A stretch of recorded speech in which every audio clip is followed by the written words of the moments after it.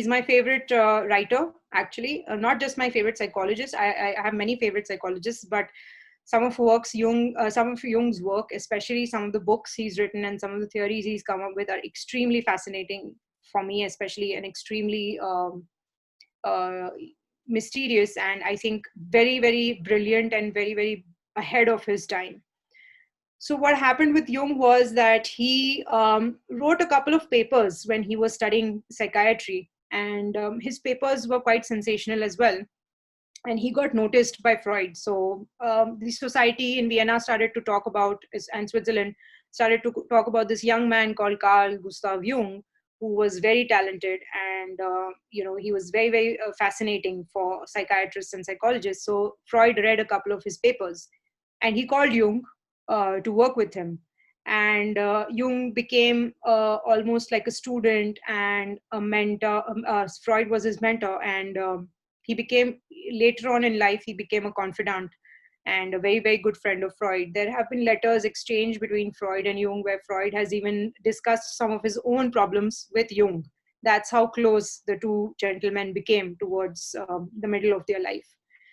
And uh, when Freud formed his psychoanalytic society, Jung became the president of that society. So Jung was the youngest person actually to be there and to actually take over such a big role.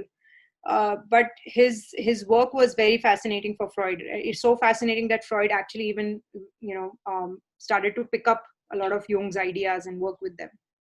Uh, Carl Jung spent most of his life, all his life actually, in Switzerland. He was born there, he lived there, he worked there. He died in Switzerland. Some of his best works were written in Basel, which is a small town in Switzerland, and he never really left Switzerland, but he traveled a lot. He was an extremely avid traveler, and he traveled to India, and a lot of his work is actually influenced by Indian mythology. And he was extremely, particularly fascinated by the idea of Lord Shiva and Lord Vishnu. So if you read his books, I won't go into detail now, but if you read his books, a lot of Jung's books have uh,